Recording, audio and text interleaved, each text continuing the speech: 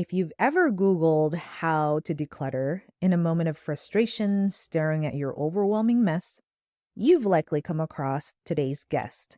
Dana K. White transformed the decluttering conversation by admitting something most experts won't. She's naturally messy.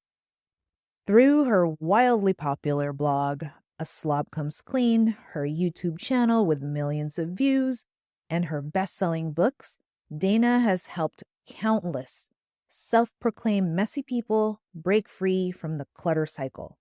And today I am especially excited because she's here to share insights from her new book, Jesus Doesn't Care About Your Messy House, He Cares About Your Heart. Welcome back to Organize with Grace podcast. If you're ready to declutter your life and home so that you can make room for peace in your heart, you're in the right place. Join me, Grace Ramon, your host and home organizer, where I and my guests share tips and encouragement to help you get started, especially when you don't know where to start. I'm here with you as you begin your decluttering journey, so let's get going. You ready? I am thrilled to be chatting today with Dana K. White, and I admire Dana for keeping it real for the rest of us and regarding how to deal with the mess in our homes, because we all have it, right? So I feel like she says the things out loud, the things that we think about that don't dare say out loud. So I love it. And I love that because it helps us go from, am I the only one? To, oh, I'm not the only one. Mm-hmm. So without further ado, here is Dana K. White. Yay. Thank you for being on the podcast. Thank you so much for having me on. This is so much fun. Thank you. Yes. So Dana, where did this begin for you? What was the light bulb moment that, you know what, the stuff is taking over, and where did that begin for you? It began at birth. I mean, I literally have always been messy. Like every space that I ever had control, over, like it was my space, was messy. Like I had the messy desk in elementary school. I had the messy locker in high school. I would open it up, everything would fall out. Like I just was always messy. So I don't know that it was a light bulb necessarily. It was more like a rock bottom. I assumed in all those times when I was messy, I was like, oh, well, that's just not my focus right now. Right? Like I have a lot of other stuff going on. I was never a like stay in my room kind of a person. I was a get out there and do stuff kind of person. And so I assumed once I got married that my house would not be messy. My space would not be messy anymore because I thought, well, at that point, it's going to matter to me. And so it'll be fine. Right. Like that's the issue. It just doesn't matter. Yeah. And then not that I ever liked it. Right. So I just want to be clear. I was never like embracing and being like, I'm messy. Like I didn't enjoy being messy. It was embarrassing to me. I did try to hide it, but it wasn't like debilitating at that point. Got it. I was not naturally cured from my messiness by getting married. But I still thought once I have kids, I won't be messy anymore, which is a laugh, right? Because, but I thought, well, at that point, I'm going to be a stay-at-home mom. What else am I going to have to do? Right? Like that will be the point in my life where I will have no choice but to get this thing figured out. And I just assumed I would be able to do that. And actually, now I know that even people who used to be organized tend to struggle after they have kids. And my previous method, which was never like a real method, but it was basically blocking off an entire weekend to do nothing but work on my house. I wasn't actually getting stuff out of my house though, so it never had any kind of lasting effect. That is absolutely impossible after you have kids. So yeah, I came to a point in 2009 where I started a blog to keep myself focused, right? Like my intention was not to teach anyone anything. It was just like a journal as a way to stay focused. and as a way to learn about blogging because I was desperate to be a writer. I wanted to be a writer and did not want to write about this, but my house was holding me back because I'm the type of person to throw myself into projects. And I was like, that'll be one more thing to take my focus away from my house. And I've got to get this house thing figured out. I also didn't want to write about things that were good and true and live in fear that someone would throw all of that out if they found out what my house looked like. So I didn't want to live in fear of being found out for my incredibly messy house. And so I was like, I'll get this figured out. And so I did that as a way to get started. And then it has Yeah. turned into this because I found out I was not the only one. I thought I was the Yeah. only one who struggled the way that I did. Uh, and because people don't talk about it. They don't. They It's don't. yeah. Yes. And I thank you. Thank you for sharing that. I mean, I knew from the stories that I've, that I've listened to you through, your podcast and YouTube that you say that you had been messy from the beginning, type thing. But I just wanted to kind of bring that out because people think that there's some type of has to be like an event that happens, or like you said, like, some people are generally organized and then something happens. And that's true. But there are those of us who like from the beginning, like just can't Yeah. figure it out and save it for later and later and later Right. until, until things are like, no, not, we can't handle it anymore. So Right. thank you. Thank you for sharing that. And um, so Dana, with this process, as you were doing your blog, did it move you forward right away as you were writing about it? With the process? It did. So I wasn't teaching anything. I was Yeah. just like recording what I was doing and I Yeah. was trying to Yeah. use it as a way to stay focused. Right. Yeah. Yeah. And so, because I had tried so many times before to get my house under control and had failed so many times before, I was like, I literally don't know what to do, Mhm. but I'm going to start as small as I could possibly think to start because I I was sure I was going to fail. So I was like, let me minimize the possibility of failing by starting super small. And I was like, I know that people whose houses are under control, their kitchens are always under control. Me, when I decided to clean my Right. house, I always start in the kitchen. I spend 5 hours in the kitchen and then I never get to the rest of my house. And so I was like, they somehow don't have dirty dishes piled up in their sink and all over the counters like I always do. So I'm just going to focus on that. So I just was like, that's all I'm going to do for now is try to Nice. keep the dishes done. And by doing that, I figured out the best way to do that in my home, right? Like, because before I had always gone, I really need a routine for this. So I'm going to research all the ways. And instead, guess what doesn't actually get your dishes clean? Researching about getting your Res- dishes clean, right? So You got I it. just did it, right? And as I did it, I was like, oh, if I will run my dishwasher after dinner and then I will empty it in the morning and then I can put dirty dishes in it all day and like somehow my kitchen magically stays clean, which is not magical at all. But it's like I had had so much logic before on why I would put off doing the dishes. I was like, Yeah. well, I don't have Yeah. time. And part of that was because it always took me 5 hours to clean my kitchen. So I thought, well, if I did this every day, that's at least an hour a day. I don't have an hour a day to spend on this. So I didn't understand that if I did them every day, it only took like 15, 20 minutes. Yeah. So that just that experience of doing the thing showed me. And as I was writing about it, I had also, come up with the name, or I think God gave me the name, honestly, A Slob Comes Clean.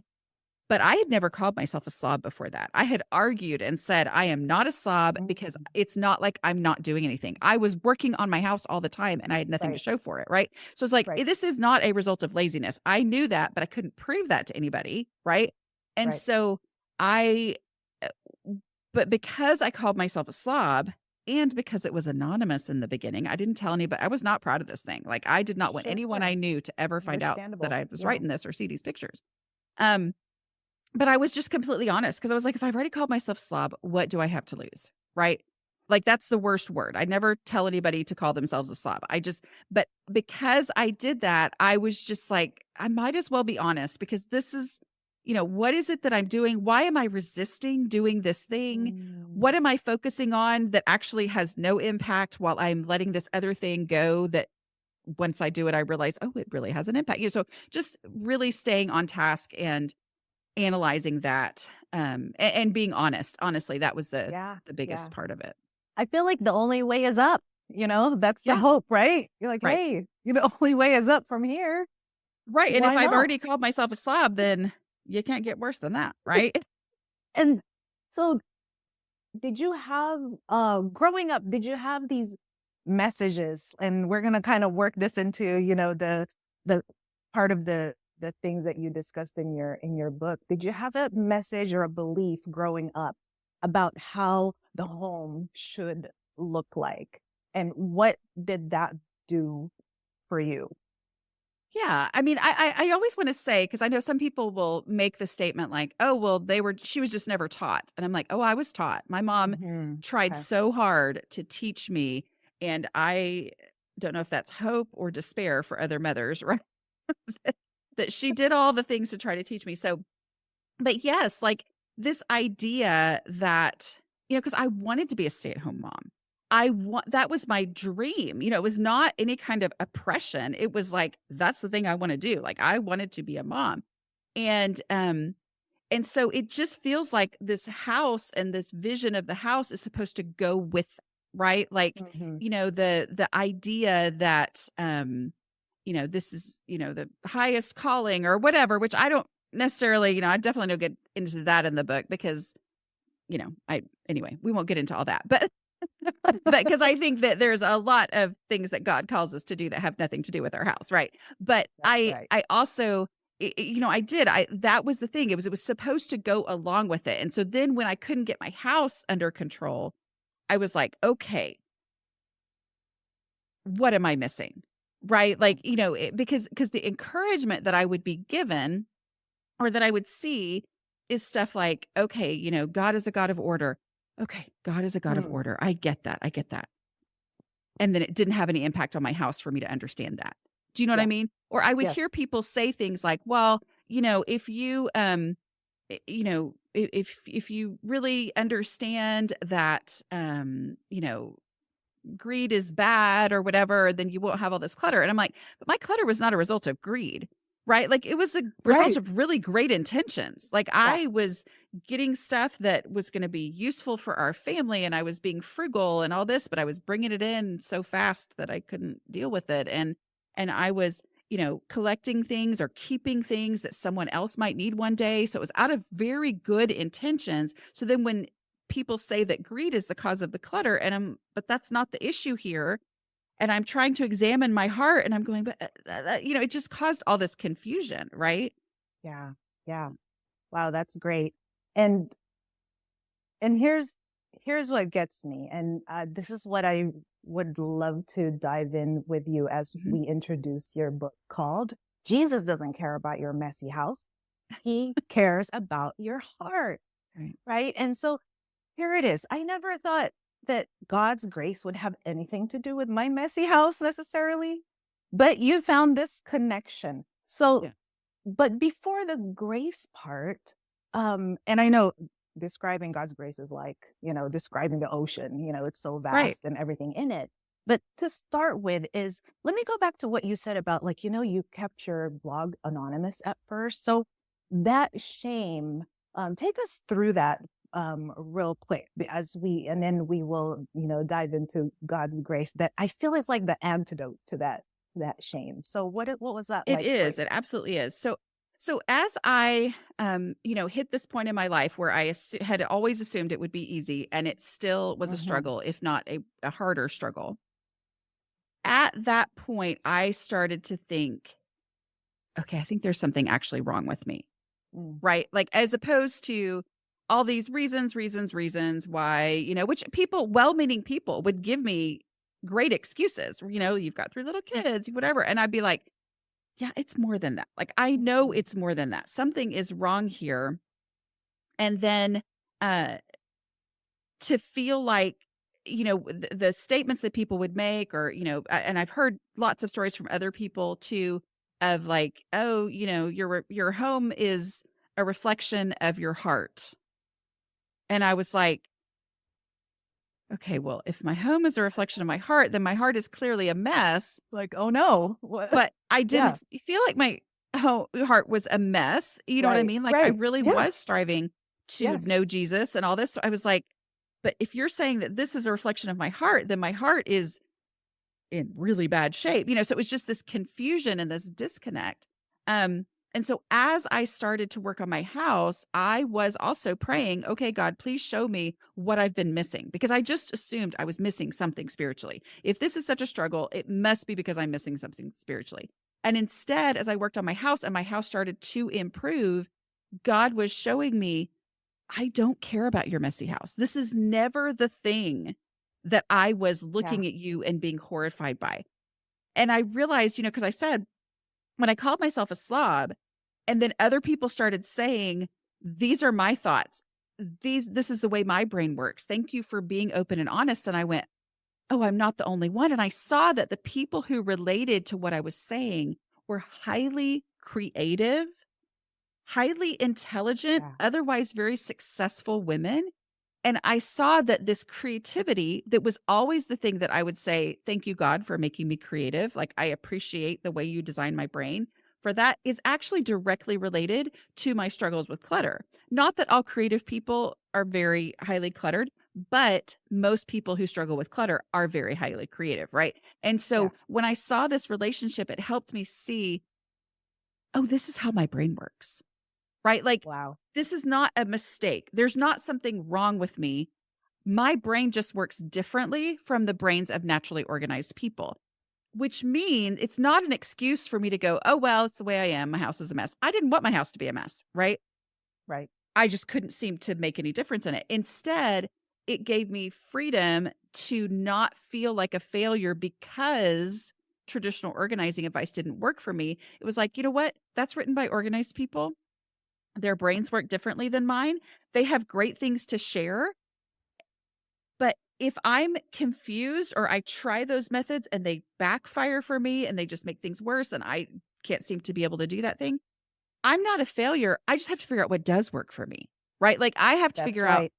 what is it that works for my brain the way God created it in my home with my family members. And then that was freedom. We're realizing this is how my brain works. Sometimes people hear that and they think that's despair. It's actually incredibly freeing, because I'm like, Yeah. I'm not I defective. agree. I'm I designed this agree. way. Yeah. And you address that in your book. I love the way you worded that. We have such unique personalities, and we Yes. bring in our unique experiences into the game and into life, that like there is no one, that's how God designed us. Yeah. It's so different. And why not approach organization or decluttering in that same way? So, Yeah. wow, thank you for that. And now, in the book, there's this interesting story from the Bible about Jesus and some religious leaders getting Mhm. into it about cleanliness. What grabbed you about this particular story? Yeah. So as I worked on my house, as I was Yeah, blogging, and as I was also, asking, hey God, what are you going to show me? And he was yeah, showing me, I don't care about your messy house. I care about your heart. Um, he had showed me that very clearly. Well, I knew that I was going to write this book. So I was like, I need to read, I was like, I'm pretty sure I've read the whole Bible, but I'm going to read beginning to end just to be sure. And I had always heard the story about him, calling out the religious leaders for hypocrisy. And for some reason it had never registered to me what triggered that first time when he really let them have it for the hypocrisy. yeah, And the situation that triggered that speech was them criticizing and trying to discredit him. Okay. They were trying to discredit Jesus by criticizing his disciples for eating without washing their hands.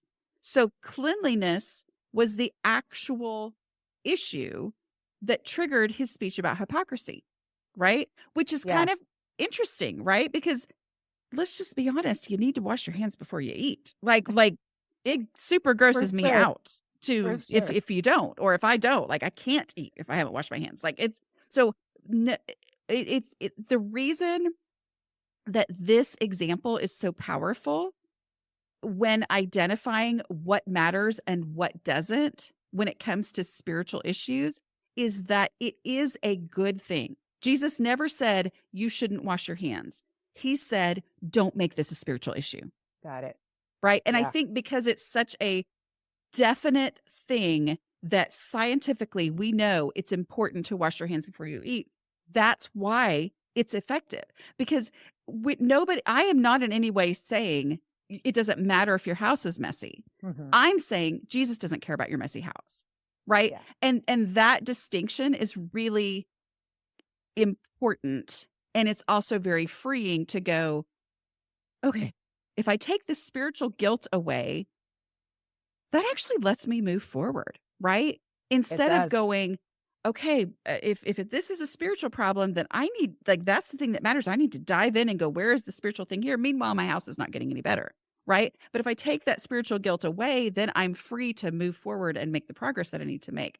But yeah, I think I love that that's the example, that's Yeah. the situation that produced this speech from Jesus, because I felt like, God, did you do that just for me in writing this book? Right. But I do think it's like so many things in life where you go, let's let's focus on what actually matters, Yeah. as opposed to letting these little things that he called it a tradition. Like it's a tradition to wash your hands. Like don't get that mixed up with what actually matters. Yeah. And I love that I feel like what this book is going to do is just provide people with that, like you said, freedom Yeah. to move forward. Because isn't it the shame and the guilt are Yeah. what's paralyzing for a lot of people? Do you Yes, agree? absolutely. Yeah. It's Yeah. the reason why I do what I do. Because I know how powerful it was for me to know that I wasn't alone when people started to read what I was writing. And I just assumed, like, I really, like, when I would read those first comments, I just assumed that people were going to say, you're horrible. Get off the internet. Like, why are you saying these things? You're a bad mom. You're a bad person. Because I'd Your actually heard story, those right? The things. stories in Yes, our like, I'd heads. actually been, Yeah. kind of told that in person Ah. when I had been honest about this struggle that I had. I mean, I'd Mhm. been shamed. Yeah. And so I assumed that would be people's reaction. And it's not like I haven't had some, people over the years that have been rude, but the vast majority of people are very, very kind about it. And the vast majority of people who actually comment are the ones saying, I'm so excited to know that I'm not alone. Like the emails that I get from people, almost every single one will mention that their major turning point was knowing they were not alone. And I know Wow. that that was mine too. And so that's why I do what I do. Cause I'm like, I need to say this. I need to be honest about it because somebody out there needs to know they are not the only one. Mm. And that freedom that comes from that, of you're not the only one. Jesus doesn't care about your messy house. And there's also hope. Like there's a way. Like there's a Yeah. way to Yeah. move forward in your house. It's not doom to accept how you are. It's freedom to accept the way that God made you. All right, I want to take a quick pause on this one because I asked Dana this question kind of awkwardly, and I wanted to really move on from shame to grace. And so that is what we're going to continue to talk about. Now, I'm not going to be able to give you a definitive definition of grace because it's really grace is something that God does because he's gracious to us. It's a gift of God. And it's a very, very rich word. But what it is about a lot is it's about forgiveness. A lot of it is about the favor that he gives us. And also that his grace is something that brings us closer to him, and it allows us to live in freedom. Now, if you want to get into that more, I would love to do that with you, but this is just kind of a general, very, very general overview. But as Dana speaks, I hope that you will be able to capture how she finds that grace. She experienced that grace when it came to her home. What I attempted to ask her was that what is the one thing that she would like to talk about the most that in interviews people don't tend to ask? And here's her answer. It's just to talk about the grace, which is in your podcast name. So Yes. that's great, right? Yes. I But love it's it. to talk about grace. I start out the book by saying, this is a book about grace. I'm just using this as an example to help you understand how grace plays out. Yeah. Let's talk Because, about that. Yeah. Grace. God's there's grace. there's grace and it offers freedom to move forward and do the thing. Even if you don't move forward and do the thing, even if you're still not able to do it, that grace is still there. Yeah. Right. And so I think Right. that's the thing is I literally just had a conversation with somebody who was telling me about I hope it's okay to say this. I think it's okay. Anyway, but I just had a conversation with Go for somebody it. I hope. who was telling me that she's talked to her pastor about doing a Bible study or a study of the book at her church. And her pastor's first reaction was, "Oh, no, no, no, no." And he was being funny, but, "Oh, no, no, no, no. I don't want my wife to read that book because then she'll think it's fine for the house to be messy." Right. Mm. And I get that. But what's funny is then he saw that it was by me and he's actually read Decluttering at the Speed of Life. And he was like, "Oh, it's by her? Yeah, that's fine." And I'm like, I think that Cool. bringing those things in together, right? Like this, there's freedom from the shame. There's also a way forward. You know what I mean? But the grace is there and it covers all. It covers all the things. Like the grace is not a result of us finally fixing our problems. The grace is there because we are not capable on our own of pleasing God. It is only through his grace and through what Jesus has done for us that we are able to have a relationship with him. It is not a result of this. So that's the reason it's so important to me to have this conversation, because it's very easy when you put a spiritual spin on cleaning and the need to clean to make people think or let them believe that they're getting closer to God through their effort. You know what I mean? Wow. Because it's something that Yes. does have to be done. It is necessary. Right. And so therefore, it can provide that confusion. So I just want to be really clear about what grace is and what matters. Right.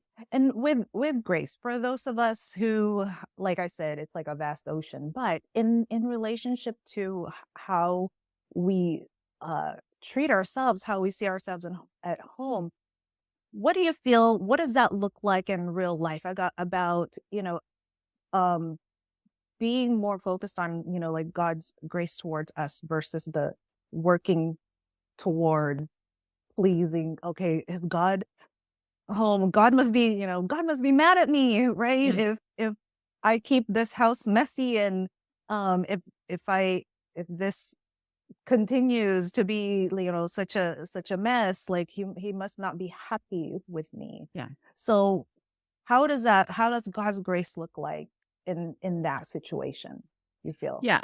So God's grace is not something that we achieve, right? Like that's the opposite of it.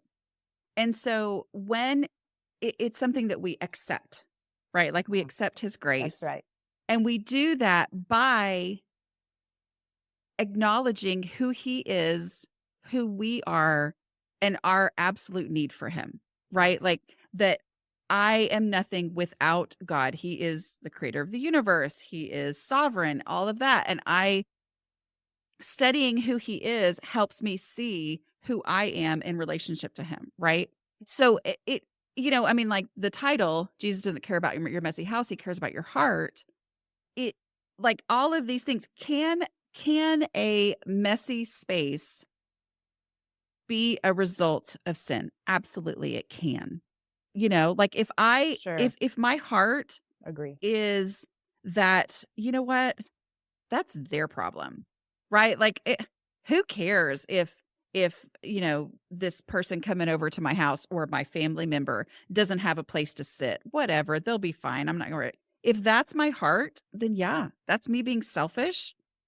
Um, but if, if the mess is a result of the fact that I didn't even notice it was there, because that's how God created me, is I'm able to zero in on a project and not notice that mess is happening around me.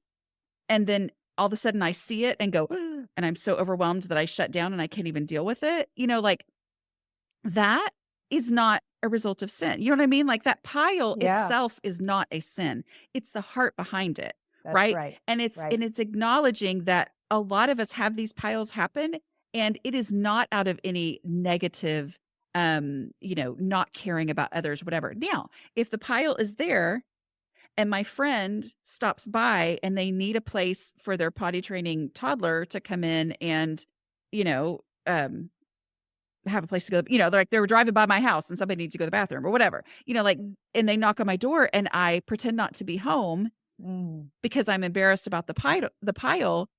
Well, then that's my pride, right? Like, so much of my own progress has been, yes, I've made progress in my home, but also getting to the point where I'm like, you know what? If somebody comes by my house and it's a day when it is messy, I need to let them in.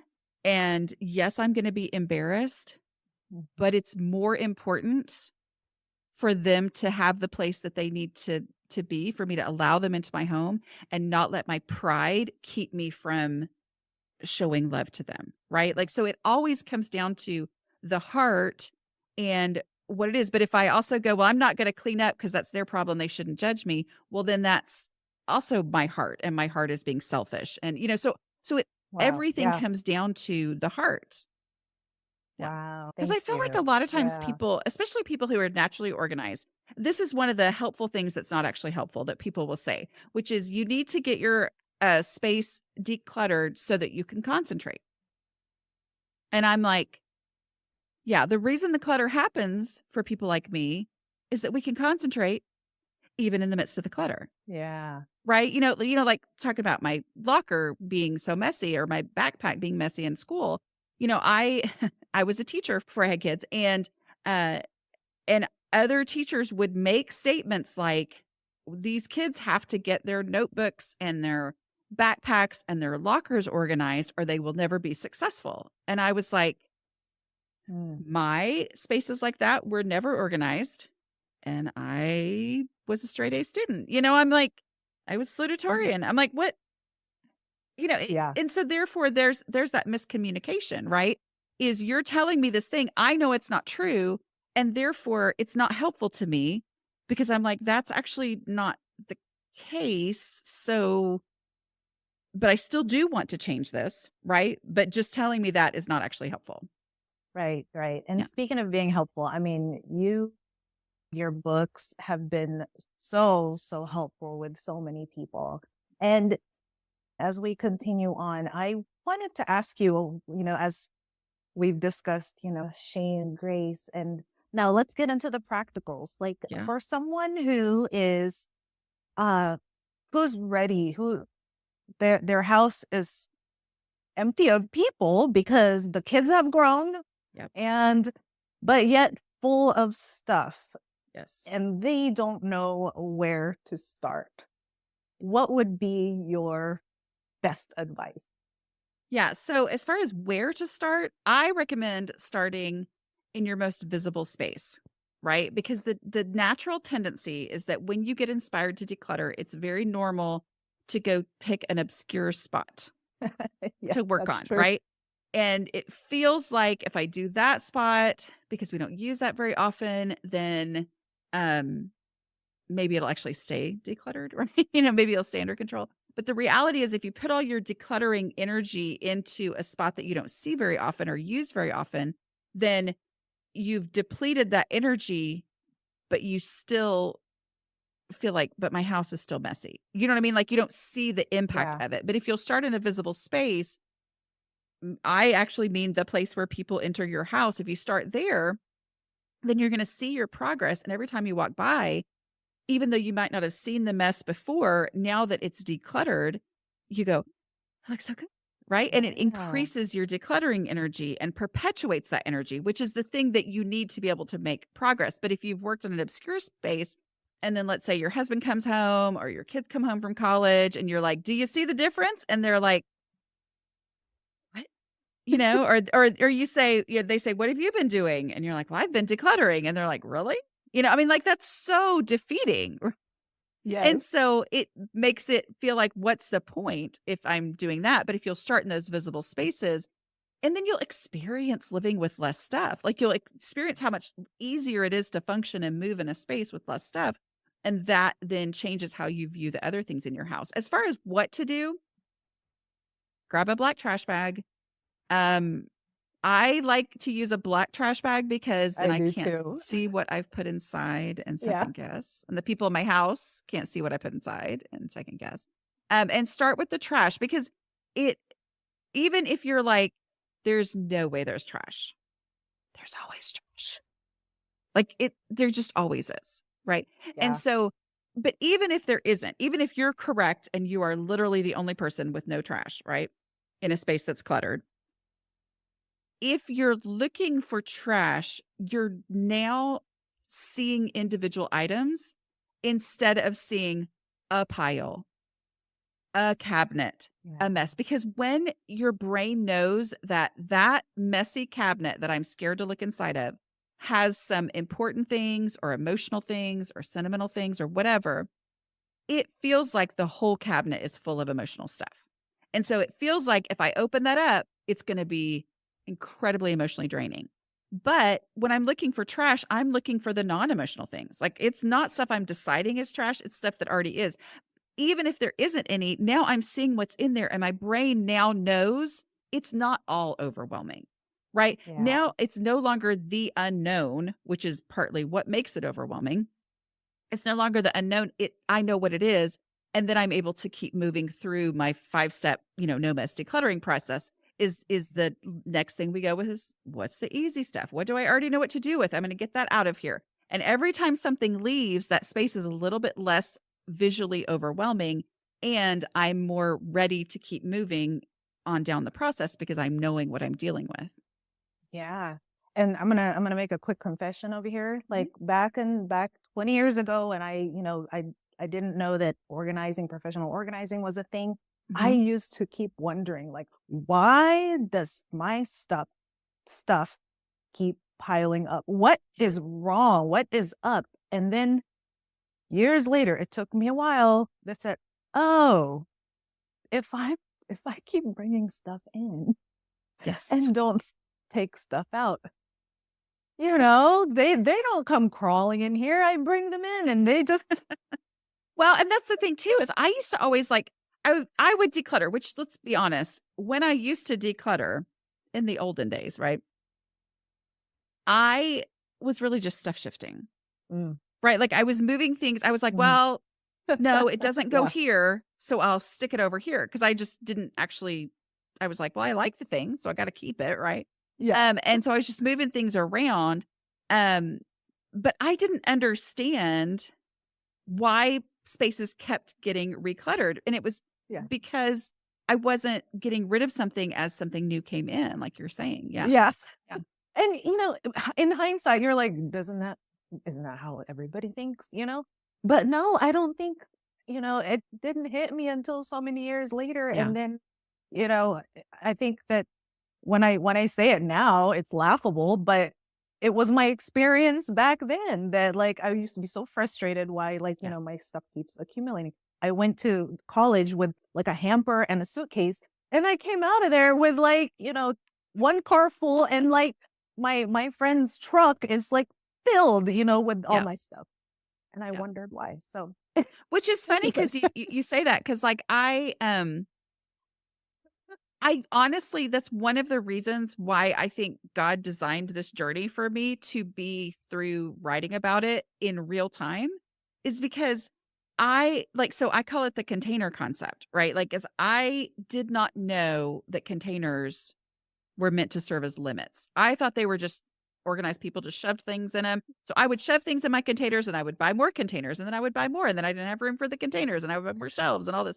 So all Right. these the reality of that, but as I was figuring that out, like you just said, like it seems so obvious now that I get it. I would not be teaching this stuff except for the fact that I was figuring it out and writing about it in real time and other people said, "What? That I never realized that either." And, Yeah. but if I was just figuring it out like like you're figuring it out on your own, Yeah. and it's like, well, this is so obvious now that I feel it.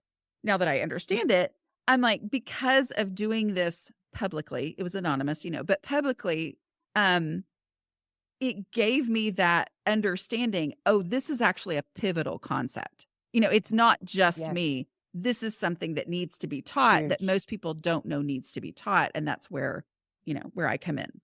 Yeah.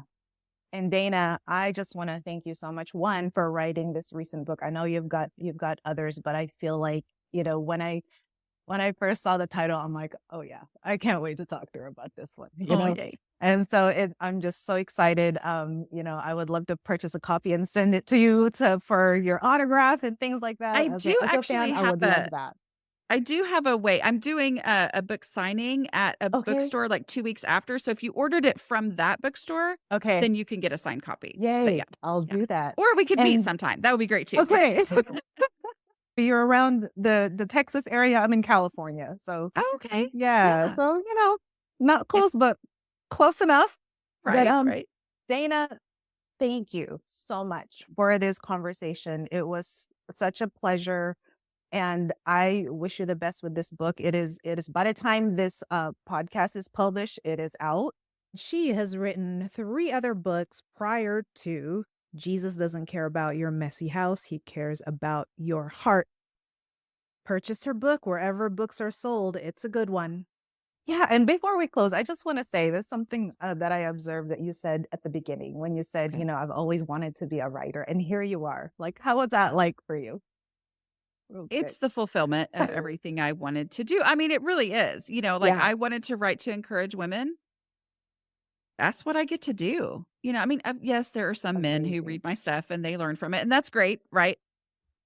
But I know the shame that Yeah. comes with like, this is supposed to be easy for women and it's not easy for me. So, so yeah, it's so much more fulfilling than the career I would have come up with. So I'm very thankful that God led me in this direction. Yes, yes. So grateful. And I just want to say real quick that, thank you. Thank you for demystifying all of these things. Thank you for bringing it all to light because what ends up happening is it gives people hope. So you help give people hope, Dana. So thank you You guys, so much. I was so starstruck you. by Thanks this so much whole for having me on. interview. You're welcome. Thank you so much for bearing with me with being that way. But wasn't this such an amazing chat with Dana? So, one thing I would love for you to do, please go get that book. It's out today, February 11th, the day that this podcast drops. And I know that you will be blessed by that book. You can purchase it wherever books are sold. I have included an Amazon link down below in the podcast description, and it is an affiliate link, so I receive a little bit of a percentage from Amazon if you choose to click and purchase through that link. And I hope that this podcast interview was valuable, and if there is a takeaway you'd like to share, please share them with me. Grace@organizewithgrace.com. Have a wonderful day, and I will talk with you on the next episode.